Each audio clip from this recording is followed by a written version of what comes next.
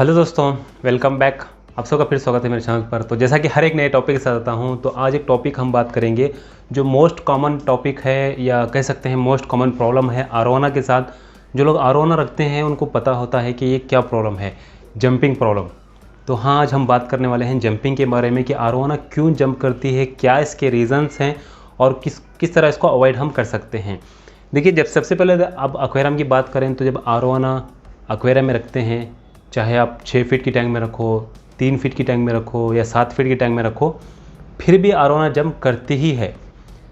इसका रीज़न ये है कि ये नेचुरल जो है ये अमेज़न रिवर से बिलोंग करती है। वहाँ पर क्या होता है, ये बाहर जंप करके खाने को खाते हैं, जैसा कि अपने खाने को शिकार करते हैं। जैसा कि कोई परिंदे हो गए, कीड़े मकोड़े हो गए या क्रिकेट हो गया या कुछ फल फ्रूट या कुछ पत्ते जैसा कुछ खाते हैं, ये पानी से जंप करते हैं।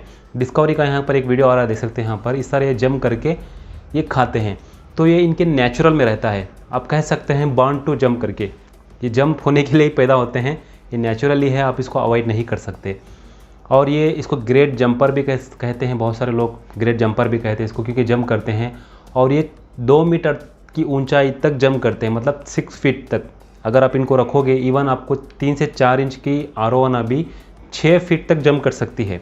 तो हिसाब लो कितना पावरफुल होती है और कितना इनका नेचुरल जो हैबिटेंट होता है, जो आदत होती है, वो कैसी होती है।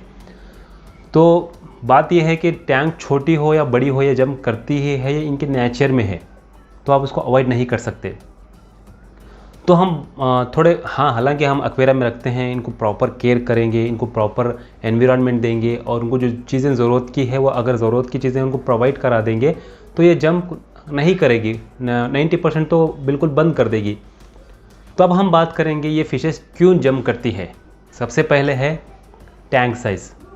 टैंक साइज़ भी बहुत ही इंपॉर्टेंट है। टैंक साइज़ की वजह से भी ये फिशेस जो है जंप करती है। हाँ, मेरी टैंक जो है बहुत छोटी है, मुझे पता है 3 फीट की टैंक है। अब मुझे आप लोग कहोगे कि आपके पास छोटी टैंक है, आप दूसरों को सजेस्ट कर रहे हो। मैं भी बहुत जल्दी इसके ऊपर वर्क करने वाला हूँ, आप वेट करो। तो पहला रीज़न है टैंक छोटी होने की वजह से। टैंक छोटी है तो इसको ऐसा लगता है घुटन महसूस होता है, आरोना को घुटन महसूस होता है, ये जंप करने की कोशिश करती है। तो इसलिए ज़रूरी है कि आप आरोना को एटलीस्ट 6 फीट या 4 फीट, मिनिमम 4 फीट टैंक दो, मैक्सिमम जो 6 फीट टैंक दो। 7 फीट 8 फीट टैंक इतनी बड़ी रखो तो आरोना डर जाती है। तो 4 फीट जो है मिनिमम है और 6 फीट तक मैक्सिमम आप रख सकते हो। हाँ, अगर बहुत बड़ी टैंक है, उसमें बहुत सारे फिशेस मिक्स करके आप रख रहे हो साथ में, तब आप रख सकते हो। और आरोना जंपर के साथ साथ जो है वो सरफेस स्विमर होती है। सरफेस मतलब ऊपर ही स्विम करती रहती है, नीचे कभी भी नहीं जाती। कभी कभी जाती है लेकिन ऊपर भी कभी भी हमेशा रहती है।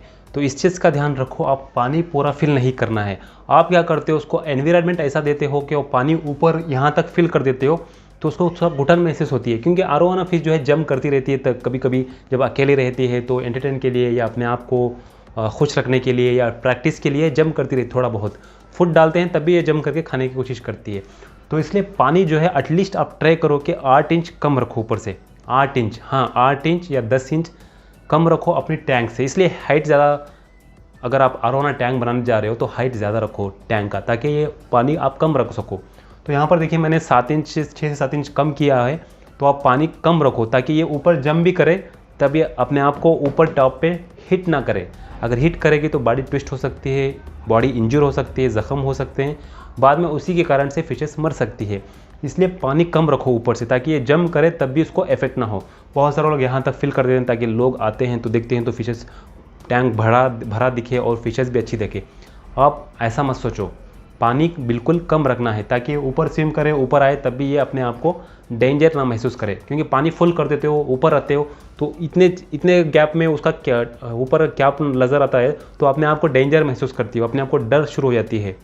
तो इसलिए थोड़ा पानी कम रखोगे तो ये जंप करेगी, खेलेगी, खाएगी, कूदेगी, दिक्कत नहीं रहेगी। ऊपर रख दोगे तो ऊपर उसको डर लगना शुरू हो जाएगा कि जगह बहुत कम है मेरे लिए करके। और नेक्स्ट और एक बात जो मैं कहना चाहता हूँ, टैंक को बार बार हिट नहीं करना है। आरोना डर की वजह से भी जंप करती है, डरती है जब भी ये जंप करती है। डर कैसा आता है, जब उसके सामने आप फास्ट घूमोगे फिरोगे या कोई बच्चा आके या आप भी जाकर उसके ऊपर हिट करोगे गिलास को, उसके सामने कुछ ऐसे एक्शंस या कुछ ऐसे करोगे, उसके ऊपर गिर रहे हो, ऐसा कुछ नज़र आएगा उसके ऊपर, तो ये अपने आप को डर कर जंप करने की कोशिश करती है। या रेड कलर का कुछ, जैसा कि एक बड़ा कपड़ा या कुछ ले जाकर उसके सामने दिखाओगे, तब भी ये ऐसा डरेगी कि मुझे पकड़ने के लिए आ रहे हैं। तो इस चीज़ों का इस छोटे मोटे चीज़ों का ध्यान रखो ताकि ये डर कर जंप ना करे। और नेक्स्ट रीज़न है पुअर वाटर कंडीशन। पानी का कंडीशन ख़राब हो या पानी के अंदर गंदगी ज़्यादा हो या टेम्परेचर लो हो या टेम्परेचर ज़्यादा हो, तब भी ये जंप करती है। तो इसलिए आपको ज़रूरी है कि हफ्ते में एक बार 30% पानी चेंज करते रहे ताकि ये जंप ना करे। और नेक्स्ट रीज़न हो सकता है टेम्परेचर। टेम्परेचर की वजह से भी फिशेज जंप करती है। टेम्परेचर बहुत ज़्यादा हो जाए, ये इसका जो है कैपेसिटी होती है 32 डिग्री तक ये टेम्परेचर संभाल लेती है। 32 टेम्परेचर अगर आप इसको दे रहे हैं तब तक ये संभाल लेती है। अगर 32 से ज़्यादा है, 34 36, तब ये जंप करना शुरू कर देती है, क्योंकि ये इसको ज़्यादा हो गया और बहुत छोटा होता है, बहुत कम होता है, 18 20 होता है, तब भी ये अपने आप को बचाने के लिए एस्केप करने की कोशिश करती है। तो ये भी एक रीज़न हो गया। और नेक्स्ट रीज़न हो सकता है फीडिंग। आरोवाना जो है बहुत ही मासिव ईटर है, उसको पेट बड़ा होता है, उसका डाइजेशन सिस्टम जो होता है, हाजिमे का सिस्टम जिसे कहते हैं हम हिंदी में या उर्दू में, बहुत जल्दी ये खाना हज़म कर देती है। तो इसलिए इसको फूड ज़्यादा डालना ज़रूरी है। तो आप पैलेट डालते हो, 3 से 4 पैलेट डालते हो, तो वो खाना इसको कम पड़ेगा, तो ये इसको भूख लगना शुरू हो जाती है या कम महसूस करती है फीडिंग। तो ये अपने फूड को तलाश करने के लिए जंप करती है। तो ये भी एक रीज़न है। इसलिए आप अच्छी क्वालिटी फूड फीड करो, जैसा कि क्रिकेट्स होते हैं, लाइव फीड भी आप कभी कभी दे सकते हो, चिकन दे सकते हो, बॉइल्ड या नॉर्मल जो है श्रिम्स वो भी दे सकते हो, पैलेट दे सकते हो, बहुत सारे अनेक टाइप के फूड आते हैं, वो आप इनको दे सकते हो। डेली 2 टाइम देना है, ज़्यादा मासिव भी फूड नहीं देना है, एवरेज के हिसाब से आप उसको फीड करना है। तो ये भी एक रीज़न हो सकता है। तो नेक्स्ट रीज़न है डार्कनेस। डार्कनेस भी बिल्कुल पसंद नहीं है। हाँ, जो नेचुरल में बिलोंग करती है फिशेस वो सर्वाइव कर जाती है, लेकिन हमारे पास जो एक्वेरियम में रहती है, सर्वाइव करने के लिए थोड़ा बहुत लाइटिंग ज़रूरी है। पूरा डार्कनेस हो जाता है, अतराफ कोई भी लाइट नहीं रहता, इसके अंदर भी लाइट नहीं रहता, तो अपने आप को डरना शुरू हो जाती है, तो जंप करने की कोशिश करती है।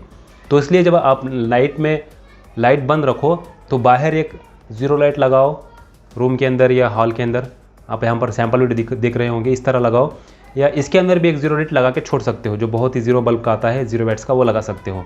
दिन में आप 8 से 10 घंटे लाइटिंग इस्तेमाल कर सकते हो। तो ये थोड़े रीज़न थे जिसकी वजह से आरोवाना जंप करती है। तो आप इसको प्रिवेंट किस तरह कर सकते हैं। तो नेक्स्ट बात हम करेंगे किस तरह इसको हम अवॉइड कर सकते हैं जंप करने से। देखिए, जंप करने की अवॉइड करने के लिए ज़रूरी है कि आप बड़ी टैंक रखो और टेम्परेचर मेंटेन करो, हफ्ते में एक बार पानी चेंज करते रहो, और इसका ऊपर का कैप जो है हमेशा बंद रखो, क्योंकि जैसा मैंने कहा कि ये बॉर्न टू जंप होती है, पैदा होती है जंप होने के लिए, ये फूड तलाश करती है, उसकी नेचुरल जो हैबिटेट होती है, आदत होती है, उसके अंदर होती है।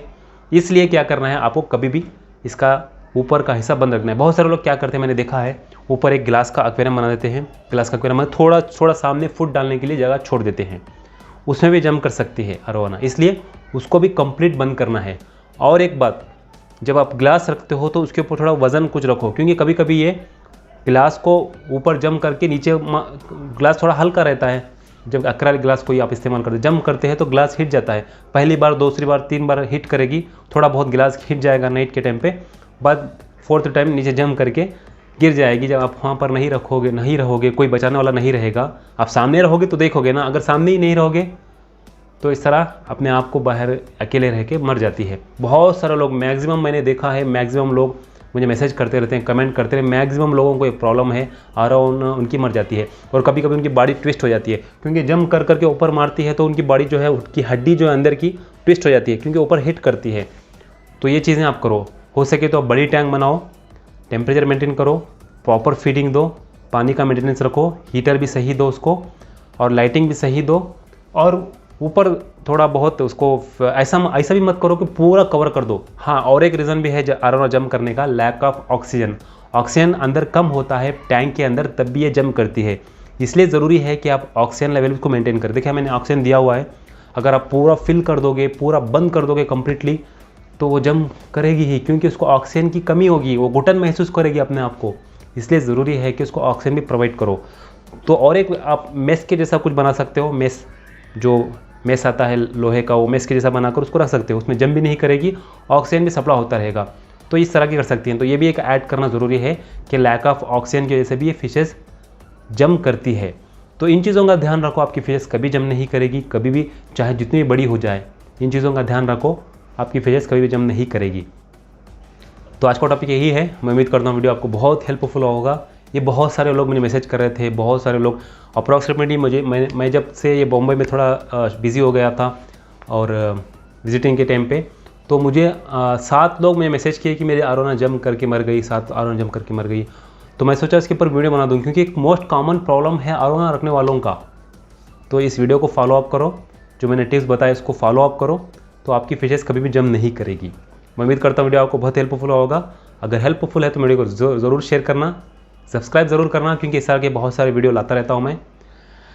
बहुत सारे टॉपिक के साथ आऊँगा, इसको भी चेंज करूँगा बहुत जल्दी। आप अभी मुझे कमेंट मत शुरू कर देना कि छोटी टैंक में रख दिए, छोटी टैंक में रख दिए करके। मुझे पता है, मैं भी बहुत सारे चीज़ों को देखना पड़ता है, सिर्फ टैंक एक ही नहीं मेरे पास, बहुत सारे चीज़ें हैं जो उसके ऊपर मैं कॉन्संट्रेट करना पड़ता है। धीरे धीरे मैं भी अपडेट कर लूँगा।